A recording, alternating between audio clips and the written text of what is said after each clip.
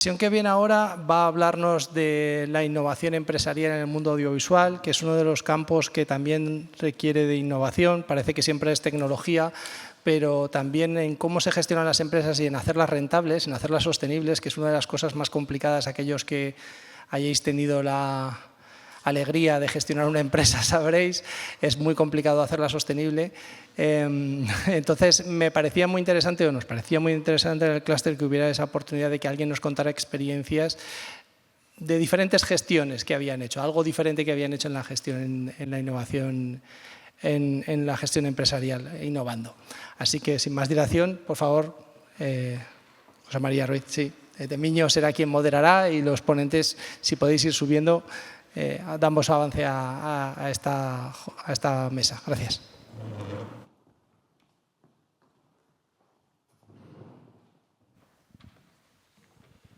Hola. Sí. Buenos días de nuevo. Como ya me conocéis, no me vuelvo a presentar y vamos a pasar a este panel de innovación empresarial que se va a… La innovación empresarial es muy amplia y la vamos a focalizar en la sostenibilidad en el sector audiovisual desde las tres ópticas de sostenibilidad medioambiental, sostenibilidad económica y sostenibilidad social. Tenemos a mi derecha, en primer lugar, Miguel Ángel Poveda, productor de cine y televisión, es director creativo de Walt Disney Company, ha producido 17 largometrajes, ha trabajado como supervisor de postproducción en más de 200 películas en 34 años en el sector y actualmente es CEO y productor de Coco Films, una productora de cine y televisión de Tenerife especializada en ficción y series documentales. Y nos va a hablar o a dar la visión de los nuevos retos en la producción independiente. Miguel Ángel, todo tuyo. Pues muchas gracias, antes de nada, por la invitación y por estar de nuevo aquí en el clúster, que siempre es un placer compartir con vosotros experiencias, ¿no? Cuando se me plantea que hablar, que comentar sobre los nuevos retos en la producción, yo creo que la producción siempre tiene retos. Toda nuestra vida, y yo llevo toda mi vida dedicado a esto, estamos en un sector siempre, se nos mira con lupa, la crisis es continua y habitual y nos tenemos que reinventar, ¿no?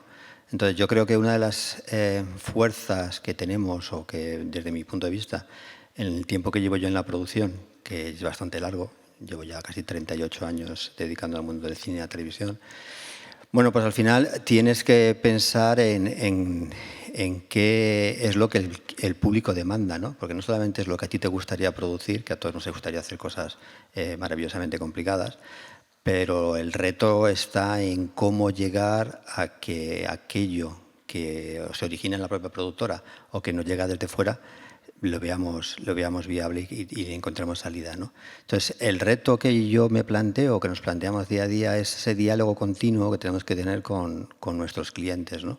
Porque la competencia es brutal. Evidentemente, los productores independientes pequeños, que yo, aunque ya he producido 18 películas, sigo pensando que soy pequeño y tengo mucho que aprender, no estamos al nivel ni al alcance de las grandes compañías y marcas que, bueno, pues tienen una producción realmente masificada, ¿no? Entonces, nosotros lo que necesitamos es conocer muy bien qué es lo que la plataforma pide, qué es lo que el público demanda, y si somos capaces de poder buscarnos ese nicho, ese espacio, y poder llevar a hacer realidad nuestros sueños, ¿no? Que muchas veces es eso, ¿no? Lo que el productor o lo que los guionistas se nos acercan para intentar convertir que aquello se pueda visualizar, ¿no? A modo de anécdota, las dos últimas conversaciones que he tenido con los compradores, tanto de Amazon como Netflix, nos decían, ¿no? Es que muchas veces ni nosotros sabemos lo que queremos, porque vamos un poco al rebufo de lo que el mercado quiere, ¿no? Es verdad que el internacional pesa mucho, pero también es verdad que tenemos bastantes cosas muy novedosas y muchas cosas que contar a nivel nacional, que es realmente lo que debemos potenciar, ¿no? Ahora se ha puesto muy de moda el true crime, se ha puesto muy de moda los biopics, se ha puesto muy de moda los documentales de todo tipo, sobre todo documentales deportivos. Y bueno, eso pues nos deja un poco de esperanza para intentar buscar historias humanas, historias más pequeñitas, de gente un poco menos conocida, pero que tiene su cabida a la hora de crear contenido lo más interesante posible. Eso no quita que no luchemos por la ficción, sabiendo que la ficción es una panacea, ¿no? Intentar hacer películas de más de 2 millones de euros de presupuesto para productores como, pues, de mi envergadura, pues es un reto, ¿no? O sea, yo la película más cara que he hecho han sido 3 millones, que hicimos para Netflix hace pues ya 8 años, y fue muy complicado, ¿no? Entonces, esa creatividad que se nos exige o se nos demanda viene muy de la mano de lo que realmente la plataforma, el público, estaría dispuesto a poder consumir, ¿no? Entonces, bueno, pues quizás el principal reto es ese diálogo continuo que tenemos que tener con los agentes de ventas, con los compradores. Sí que es verdad que muchas veces nosotros mismos nos convertimos en los propios agentes de ventas, es decir, no nos queda otra que intentar incluso lanzar el producto por nuestros propios medios, porque es complicado, ¿no? Es muy, muy complicado porque luchamos con una industria feroz, que hay muchísimos contenidos cada vez más y todos queremos buscarnos ese hueco, ¿no? Y hacer lo posible para llegar lo más lejos posible en los contenidos que nos encantaría poder diversificar, ¿no?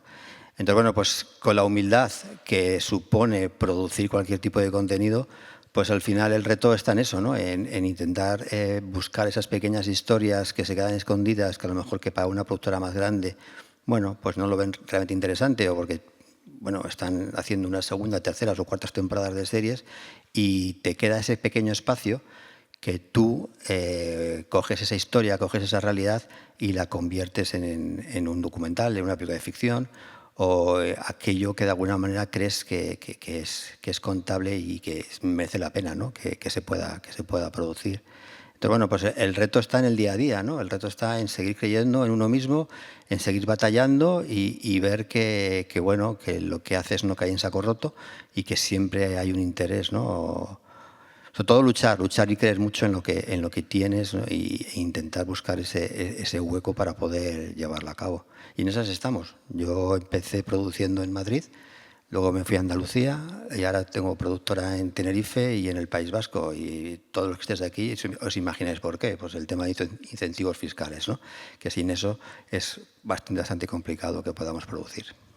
Esa es la pregunta que te iba a hacer, porque estabas instalado en Tenerife, porque me lo imaginaba. Además de incentivos fiscales, ¿hay realmente un buen ecosistema productivo en Tenerife que te haya hecho ir allá, o es fundamentalmente el tema de los incentivos fiscales? Bueno, fundamentalmente los incentivos fiscales. Mis últimas 6 películas las he rodado en las Islas Canarias, por lo cual blanco y en botella. O sea, si produzco 6 películas y las rodo allí, está claro que tengo que estar allí, ¿no? Pero sí que es verdad que las islas están muy preparadas, llevan 35 años produciendo nacional e internacionalmente. Hay mucha diversidad de todo tipo, hay bastante ayuda desde el punto de vista institucional, las Film Commission funcionan muy, muy bien. Y luego sí que es verdad que, a diferencia con la península, ellos viven mucho de la industria del turismo, ¿no? Y para ellos el hecho de que productoras estemos allí también es un escaparate hacia afuera, por lo cual hay ayuda institucional que en Península no hay. Muy bien, muchas gracias. Pues en segundo lugar tenemos a otro perfil muy distinto, Raúl García Medrano, que es un héroe porque trabaja en una comunidad como Aragón, que no tenemos incentivos fiscales, ¿no? Con lo cual, pues es un héroe. Es productor, gestor cultural y socio de la productora Recfilm y miembro de la Academia del Cine desde el 2016. Y además, desde el 2005 lleva ya 21 ediciones, es director del Festival de Cine de Comedia de Tarazona y el Moncayo. Ha producido infinidad de largometrajes, pero por nombrarlos, el primero de Tu ventana a la mía de Paula Ortiz en el 12, el documental de Héroes de Silencio y Rock and Roll de Alexis Morante en el 21, que estuvo nominado a los premios Goya y Forqué al mejor largometraje y documental, y el último que acaba de producir en el 24, el largometraje La Horcada de Miguel Ángel Lamata, y es precisamente sobre este rodaje, ¿no?, real, este rodaje real, el que nos quiere hablar sobre sostenibilidad en el rodaje de una producción audiovisual, su experiencia en el rodaje del largometraje La Horcada. Muchas gracias, Raúl. Muchas gracias por la invitación. Yo lo primero que querría decir es, he estado desde casi el principio oyendo las charlas interesantísimas y claro, yo cuando voy a hablar de sostenibilidad, no porque sea un experto, sino porque nos ha tocado en un largometraje como es La Horcada, tener una experiencia de rodaje sostenible ambientalmente, por aquello de que a veces cuando te obligan, cuando obliga la administración es cuando te pones las pilas. Y en este caso, el ICAA, digamos que nos obliga a las producciones a tener un certificado de rodaje sostenible.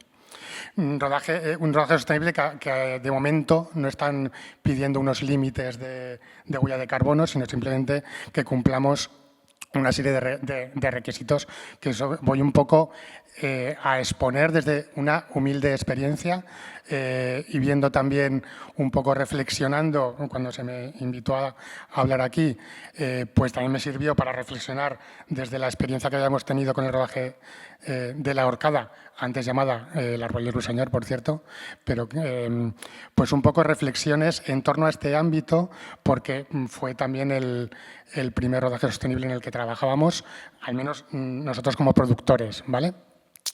Entonces, desde ese punto de vista, contar un plan de sostenibilidad en un rodaje, que es lo que tuvimos que hacer, siempre tutorizado con unos eco-managers. Y aquí también tengo que decir, nosotros luego lo hablaré en las reflexiones finales, todo este trabajo de implantación del plan de sostenibilidad se hizo desde el equipo de producción. Es decir, no tuvimos como tal, porque a veces veo en créditos y digo, qué suerte tienen, hay un equipo de sostenibilidad específicamente, que es una de las reflexiones que también hago, el poder destinar recursos humanos a personas, a recursos humanos que estén pendientes solo de esto. Nosotros tuvimos que compaginarlo con un fantástico equipo de producción que, junto con todas las labores de un equipo de producción que vosotros y vosotras supongo que sabréis, pues se sumaba esto. Entonces, tuvimos que elaborar, junto con, repito, la empresa que nos tutorizaba y que luego emitió el informe final para la auditoría de sostenibilidad, pues tuvimos que hacer un plan de reducción y ligarlo con medición, con registro del impacto de todo aquello que decíamos que íbamos a reducir, cómo medirlo. Entonces, las áreas de aplicación del plan son las que voy un poco a resumir, ¿vale? Y poner algún pequeño ejemplo para que lo podáis entender, pero son cosas, y vuelvo a mis palabras iniciales, oigo aquí hablar de entornos virtuales, de innovación, etcétera, etcétera. Y yo a veces voy a venir a hablar de ir andando al rodaje, ¿vale? Cosas tan humanas y tan de casi vuelta a nuestros orígenes y son cosas tan lógicas como estas. Por un lado, el área de la energía, utilizar siempre que sea posible compañías 100% renovables. Afortunadamente, nosotros que rodamos parte aquí en Zaragoza, pues afortunadamente, y además tengo que dar las gracias aquí a la Zaragoza Field Office, pudimos rodar no solo rodar, sino también estar en la fase de preproducción en instalaciones municipales con energía 100% renovable, con lo cual no solamente agradecer los espacios de la Zaragoza Field Office que nos consiguió, sino que además también conseguimos usar energía 100% renovable. Siempre el uso de energía, electricidad, frente a cualquier otro tipo de energía. Y, por ejemplo, ahí nombro los grupos electrógenos eléctricos. En nuestro caso, a veces no fue posible y tuvimos que recurrir a grupos electrógenos que no eran eléctricos. Pero bueno, pues ahí buscábamos siempre el equilibrio entre lo posible y lo real. Por supuesto, equipos de luces LED, que esto ya está a la orden del día, que además consumen menos. A veces una de las reflexiones que hago es que el coste añadido que puede suponer algún aspecto te lo equilibra en parte por otro lado. Y uno de ellos es el bajo consumo. Ahora mismo se usa menos consumo eléctrico con las nuevas tecnologías, con los nuevos equipamientos. Alojamiento, y aquí vengo a lo de ir andando, cercanía. Nosotros a veces es un imposible. Digo un imposible elegir alojamiento porque también se nos pide que los alojamientos tengan certificado de sostenibilidad. Nosotros rodamos, por ejemplo, parte en Teruel y es que prácticamente usamos todo lo que encontramos en cuanto a alojamientos. Entonces no podíamos ni preguntar además si eran alojamiento sostenible. Entonces, pues bueno, pues cuando no es posible, no es posible. Pero la cercanía es fundamental y aquí, por ejemplo, rodamos en Zaragoza en el edificio Topía y uno de los hoteles, o el hotel principal que usamos, era el Zaragoza Central Ave. Perdón por la publicidad, pero para que os ubiquéis es el que está al lado de Topía. Entonces, que las citaciones en este caso, los actores puedan venir andando o que la gente de Zaragoza pueda venir en bicicleta o en transporte público, pues es un valor añadido en cualquier producción que queramos ser sostenibles. Y ahora vuelvo con el transporte. Priorizar tren y bus frente a avión, evidentemente. Alquiler de vehículos eco, siempre que se pueda, no siempre es posible. Y aparte porque normalmente también nosotros en la producción usábamos coches particulares, con incentivos, que eso también entra dentro del plan de sostenibilidad, incentivar que los coches se pongan a disposición de la productora con incentivos para llenar los vehículos, que los vehículos, por supuesto, no venga una persona solo con su coche, sino que haya rutas, pues todo eso que esté bien planificado. Fomentar el transporte público, esto en Zaragoza es posible y es posible sobre todo con la gente local, que es algo también que siempre se intenta una productora. Para ahorrar costes, pues también se recurre a gente local, que además hay gente local buenísima y para eso también es uno de los empeños en los que queremos siempre rodar desde Zaragoza, para también potenciar la gente local. Reducir número de vehículos, taxis, VTCs de bajas emisiones, que eso es muy fácil y muy al orden del día. Consumo eficiente de recursos naturales. Cambiar las botellas individuales de agua por dispensadores. O que si hay que tener botellas que sean 100% reciclables, lo cual no siempre es fácil según donde ruedes. Aquí el entorno también es muy determinante a la hora de lo que puedes y lo que no puedes conseguir. Reducción del papel, impresiones, fotocopias, etcétera, etcétera. Y aquí un campo de batalla, por ejemplo, aquí una de las reflexiones que hago desde el principio, porque esto sí que es algo que desde el principio teníamos claro desde la productora, un campo de batalla es cómo decir al equipo, no te puedo imprimir un guión, ¿para qué lo necesitas impreso? ¿O para qué la orden de rodaje te la tengo que dar en papel? ¿Para qué? Entonces, es algo que también, otra de las reflexiones que hago, es que el plan de sostenibilidad es de todo el equipo, no solamente del equipo de producción o de la productora. Maderas certificadas, o sea, que todos los proveedores estén a su vez certificados medioambientalmente. Materiales. Reutilización, segunda mano, pilas recargables, alquiler frente a compra, almacenamiento versus donación. Aquí, por ejemplo, en el informe de la auditoría fue un punto fuerte que tuvimos. ¿Por qué? Porque parte del material que utilizamos venía de otras producciones, de otras productoras, y a su vez, antes de deshacernos de cualquier material que era propio, porque habíamos construido decorados, etcétera, etcétera, por un lado, o hacíamos mercadillos internos de vestuario, pues que la gente del equipo se lo quedase o comprase a un buen precio, o donaciones a entidades fundamentalmente sociales. Afortunadamente, poco del material del decorado principal que tuvimos tanto en Teruel como en Zaragoza, afortunadamente poco tuvimos que destruirlo porque mucho fue donado, lo cual también supuso un ahorro en buscar almacenes o en buscar gestoras de residuos que pudieran hacerlo de la mejor manera posible. Entonces, bueno, pues la donación fue un punto importante en nuestro caso a la hora de acabar el rodaje. Residuos.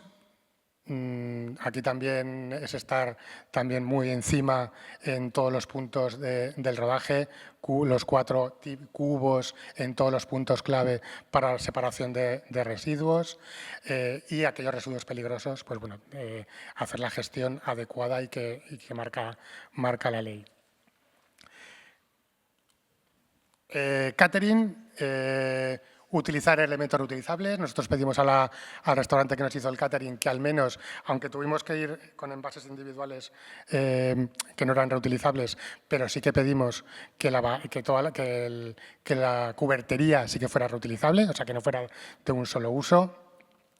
Tiene que haber oferta vegetariana siempre en todos los menús, reducción de la carne roja, consumo sostenible del agua, lo que he dicho anteriormente de los expendedores. Y por último, aunque no fue nuestro caso porque no rodamos en ningún espacio protegido, pues en el caso de que se haga, sí que hay que cumplir evidentemente la normativa. Entonces, con todo este resumen en que lo que consistía el plan de sostenibilidad, reflexiones que me hice para esta charla. Por un lado, implementación del plan de sostenibilidad desde el mismo momento de planificar la producción y elaborar el presupuesto. ¿Por qué?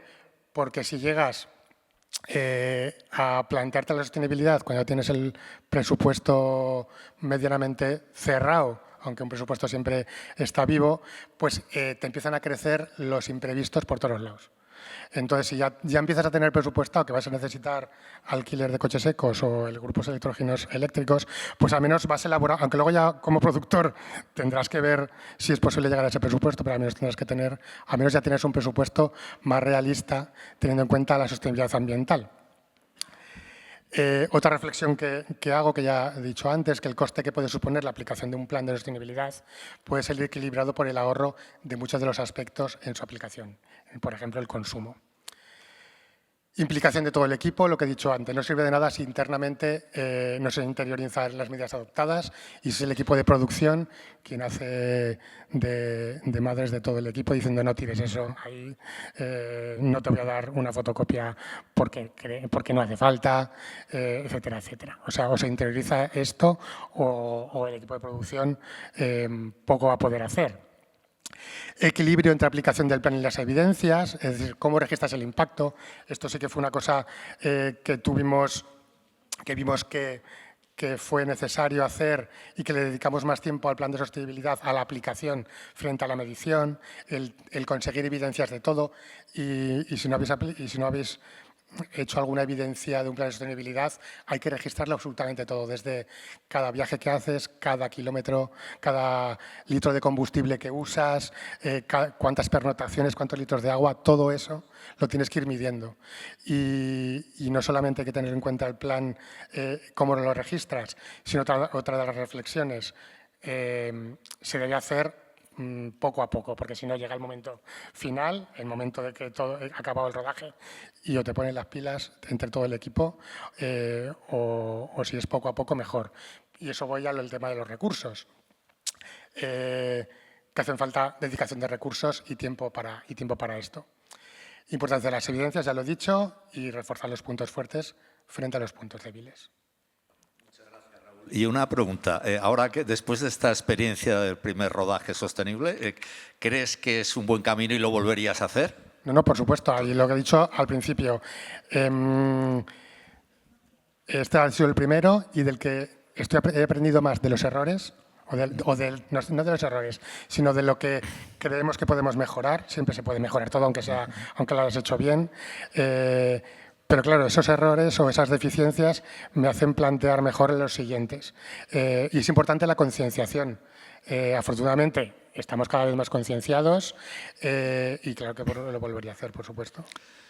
Pues muchas gracias. Y como tercer panelista tenemos a Miguel Churruca, que es el director de marketing de Brainstorming, que es una empresa radicada en Madrid, especializada en software 3D en tiempo real, en sets virtuales y en realidad aumentada, y que nos va a hablar sobre la sostenibilidad de la producción virtual y que me gustaría que tocara los tres aspectos, la sostenibilidad económica, medioambiental y social de la producción virtual. Bueno, sí, muchas gracias por la introducción. En realidad, implícitamente se tocan los tres aspectos. Y es muy interesante toda tu charla porque todo lo que hemos visto aplicado a una producción normal, por decirlo de esa manera, es también aplicable a la producción virtual. También me interesó mucho las charlas anteriores porque tanto cuando se habla de IA como de técnicas avanzadas de render, etcétera, todo ello suma a las posibilidades que presenta la producción virtual. Nosotros en Brainstorm llevamos 30 años trabajando en software de realidad aumentada, 3D en tiempo real y estudios virtuales. Y estos 30 años nos han dado una perspectiva en la cual en muchas ocasiones nos hemos visto predicando en el desierto sobre las bondades de la producción virtual, que no exactamente sustituye a la real, simplemente se complementa y se convierte en una herramienta más que nos permite llegar a nuestros objetivos. Hemos trabajado con clientes en todo el mundo hablando de este tema y muchos de ellos tienen ya planes de sostenibilidad en los cuales se incluye la producción virtual dentro de este esquema. Y también quería decir que la producción virtual va mucho más allá de la pantalla verde o el LED en este caso. Luego hablaremos de eso. Pero sobre todo se convierte, como he dicho antes, en una herramienta más de producción. Y en este caso nos permite llegar a objetivos de una forma más eficiente, más flexible o más, digamos, sostenible, por decirlo de esa manera. Entonces, en cuanto a la producción virtual, a mí me gusta que no sea ya una rara avis. A ver, si se puede hacer en producción virtual. Se puede hacer en producción virtual siempre y cuando lo hagamos en tiempo real y sea indistinguible a la realidad. Es decir, que lo que tengamos sea asimilable por el público como algo real. Esto nos implica que podemos tener una mayor flexibilidad, una reducción de costes y una reducción de la huella de carbono también, efectivamente. ¿A qué se debe esto? Se debe, por supuesto, al concepto como tal. Nosotros partimos de que hay una fase de producción en la cual nosotros rodamos en demos exteriores, en el estudio, tenemos unas herramientas para trabajar con ello y luego lo que tenemos los dailies o las tomas que consideramos adecuadas las llevamos a postproducción. Ahí editamos, etalonamos, sonorizamos, pero también metemos efectos visuales. Y los efectos visuales es lo que normalmente se come gran parte del presupuesto de postproducción. Hay que hacer cromas, hay que hacer ajuste de tracking, hay que igualar tomas, hay que igualar foco, hay que igualar una serie de cosas que llevan tiempo y dinero. Entonces, ¿qué ocurriría si nosotros somos capaces de llevar parte de la etapa de postproducción a la etapa de producción? Si hacemos croma en tiempo real, si hacemos las composiciones básicas en tiempo real, si somos capaces de tener un background, un fondo totalmente hiperrealista, indistinguible de la realidad y tener todos los datos de tracking y todos los datos de cámara para luego aplicar esas posibilidades en postproducción y incrementar también algunos elementos de composición y fondos 3D. ¿Qué significa esto? Que estamos llevando una gran cantidad de tiempo, y tiempo es dinero, como sabemos, a la parte de producción, lo cual nos permite optimizar costes. Hay gente que ha dicho que la producción virtual es cara, compleja y no apta para cualquiera. Esto era real hace años. A día de hoy es factible a muy diversos niveles, tanto en verde como en LED. Y esto implica que no tenemos que pensar en esto, sino utilizar las nuevas herramientas como una posibilidad más en nuestro rodaje, en nuestra producción. Y como he dicho, no necesariamente trabajamos en croma, sino también en LED. Pero cada una de las técnicas tiene sus connotaciones y sus implicaciones a nivel de sostenibilidad. En cuanto al tipo de reducciones de coste en las optimizaciones que tenemos en cuanto a flexibilidad, es que la producción virtual nos permite llevar al interior, al estudio, muchos rodajes en exteriores. No todos, evidentemente, pero sí una gran parte que podemos traer. ¿Esto qué implica? Implica una reducción de tiempo de actores, tiempo de desplazamientos es huella de carbono. Si llevamos un equipo de 50 personas a un lado, no es lo mismo que llevar un render a un estudio en el cual tenemos ya esas personas localizadas durante una serie de tiempo. Las tomas se prueban sobre la marcha, ahorramos tiempo de producción. Coste de viaje, escenografía. Muchas veces los props, la escenografía, los elementos que estamos introduciendo son generables digitalmente, lo cual nos evita una cantidad de tiempo y de costes de producción. Podemos acometer rodajes cronológicos. A mí me da igual el fondo que tenga, me da igual la escena que tenga. Yo puedo hacerla cronológicamente. Cuando una toma real, pues estaríamos haciéndolo por escenas en muchos casos. Hemos dicho antes que simplifica la postproducción y esto es así. Si damos las tomas perfectamente generadas con capas para saber simplemente que el postproductor solo tiene que generar los efectos encima de ello, porque gran parte de su tiempo de rotoscopia, de tracking, de ajuste, etcétera, está ya hecho, en gran parte hecho, es tiempo que ahorramos en postpro. Y sobre todo que no es incompatible con el conocimiento analógico. Todo lo que se aplica a un rodaje real se puede aplicar a una producción virtual. Y eso facilita mucho las cosas cuando creamos una transición o una combinación de ambas técnicas. Este es un ejemplo de un workflow típico de producción virtual. Corresponde a MR Factory, una productora de Madrid, que muchos habréis oído hablar de ella, en la cual son capaces de generar dailies o incluso masters en tiempo real sobre una producción con un fondo en verde. Pero también tiene una ventaja, que todas esas tomas las generan separadamente, como comentaba antes, y pueden entrar en efectos visuales si es necesario, o ajustes más finos de croma, ajustes de otro tipo.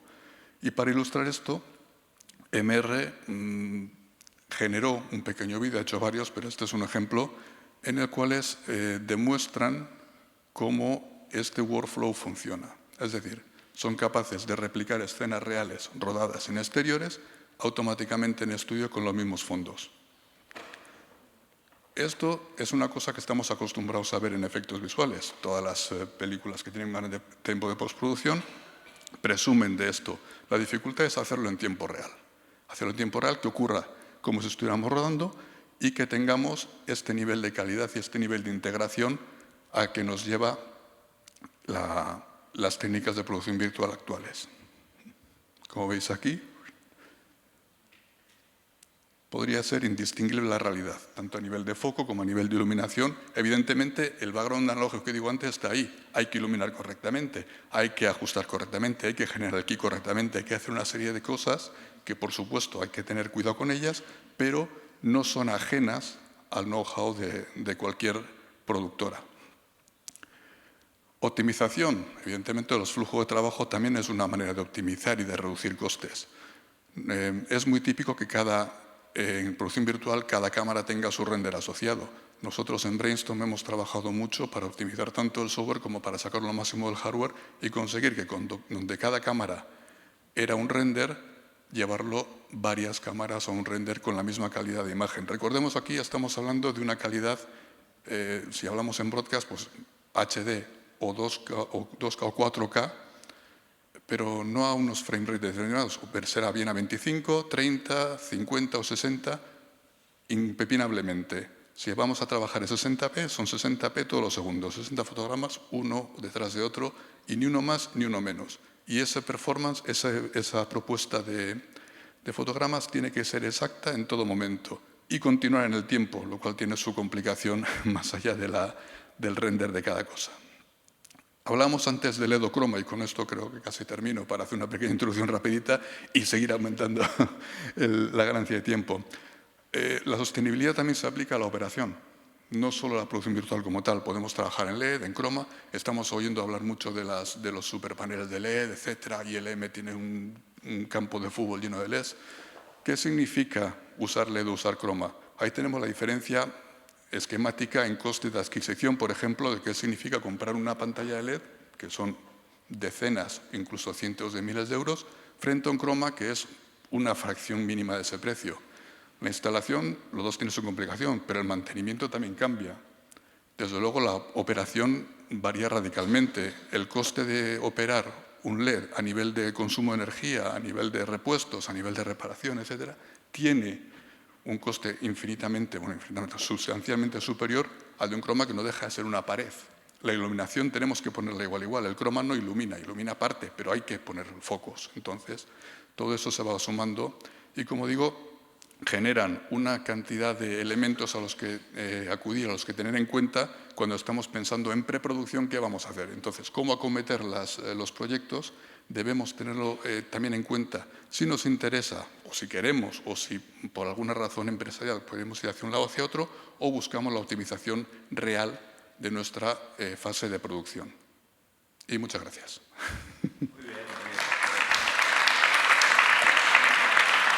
Muy bien. Muchas gracias por la disciplina que habéis tenido los tres y nos queda así un ratito para conversar. A mí lo que me gustaría es que, al hilo del proyecto Distrito 7, que estamos en la fase ideal, ¿no?, de recibir aportaciones para que sea un éxito, me gustaría, desde cada uno de vuestros puntos de vista, que nos dierais consejos de qué tenemos que implementar para que sea un éxito Distrito 7 o negativo, o qué no tenemos que hacer, ¿no? Y también pensando en cuál va a ser el futuro, o qué pensáis del futuro de los formatos en audiovisual, que algunos de los cuales, ¿no?, nos han expuesto esta mañana, ¿no? Pero esa visión de Distrito 7, ¿qué tenemos que hacer desde cada uno de vuestros puntos de vista para que sea un éxito? Miguel Ángel. Bueno, pues yo desde el punto de vista de generación de contenidos, ¿no?, creo que tenemos que abrirnos sobre todo a los nuevos formatos que están llegando, ¿no? O sea, el hecho de que ahora se consuma, o parece ser que el consumo en redes sociales ya tiene un nicho bastante importante de cabida, ¿no?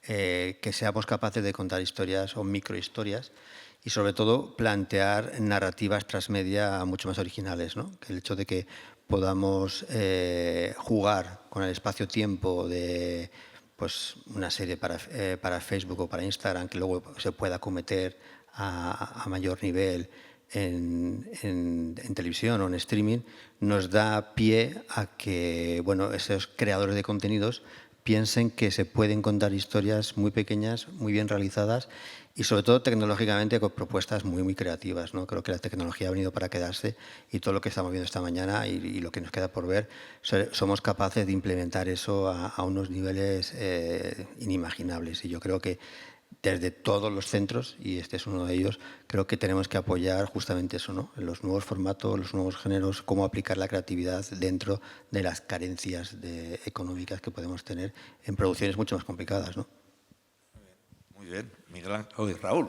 Pues desde el punto de vista de mi intervención relacionada con la sostenibilidad ambiental, pues a ver, hay un hecho como claro por el propio concepto del espacio, que es un espacio 360 donde está toda la producción, desde la preproducción se plantea hasta la exhibición. Entonces el propio concepto en sí pues ya es sostenible, o sea, porque puede estar allí una producción entera. Claro, eso no te quita, cuando tienes que rodar en entornos naturales, pues eventualmente tienes que salir de allí. Pero todo lo que no sea un entorno natural, pues es un entorno privilegiado. Y de hecho nos hubiera venido de maravilla para el rodaje de La Horcada. Y también lo has dicho en la intervención cuando lo has contado, que el propio edificio es sostenible ambientalmente. Entonces, pues todo eso ya está ganado. Entonces, desde el punto de vista de un rodaje, pues Distrito 7, pues yo creo que tiene un gran futuro y es un gran futuro. Ahondando en esto, no está previsto el que el edificio se certifique en BREEAM o LEED en alguna, pero no sé si es un valor que puede, ahora que estamos a tiempo, que puede realmente ser positivo para las productoras, porque realmente podéis obtener más el rodar en un edificio que esté certificado. Sí, si el edificio está certificado energéticamente, siempre es un valor. Siempre es un valor. Pero al menos que sea 100% renovable, que doy por hecho que lo está, ya lo es. Pero de luego está certificado porque sí que cuando llegó el momento de la auditoría es algo que nos preguntaron si el edificio tenía certificación. ¿Vale? Pero sí, todo sería sumaría. Muy bien. Y Miguel, ¿qué consejos totalmente nos darías? Con vuestra perspectiva, pero además yo incido en lo que nos has presentado, que realmente sí veo un edificio con grandes posibilidades a nivel de flexibilidad y futuro. Eso dirían los ingleses future proof. Tiene diferentes módulos y eso tiene una visión de futuro que creo que es necesaria porque no sabemos lo que va a ocurrir. No sabemos cómo evolucionar, como bien has dicho al principio, esto está siempre en crisis, es un sector en el que siempre estamos viendo qué nos va a seguir la siguiente, qué cosa nueva nos va a salir, y que haya un edificio o una instalación preparada para el futuro es simplemente interesante. Y otra cosa a nivel de certificaciones, igual nos sobraría, digo como soltar un guante, que precisamente esa apuesta por la sostenibilidad se traslade a colaborar con las empresas productoras o cualquier otra empresa que acuda al Distrito 7 a ayudarle, no solo certificando el edificio, sino aportando algún tipo de consulting para certificar la sostenibilidad o la huella de carbono de una producción determinada que esté teniendo lugar en el edificio. Muy bien, pues yo creo que hemos cumplido el horario, son las 2 en punto. Santiago, hemos recuperado el camino y seguro que tenéis muchas preguntas, pero para que haya tiempo para la siguiente ponencia, que seguro es súper interesante, en la comida nos podéis preguntar todo lo que queráis. Muchísimas gracias.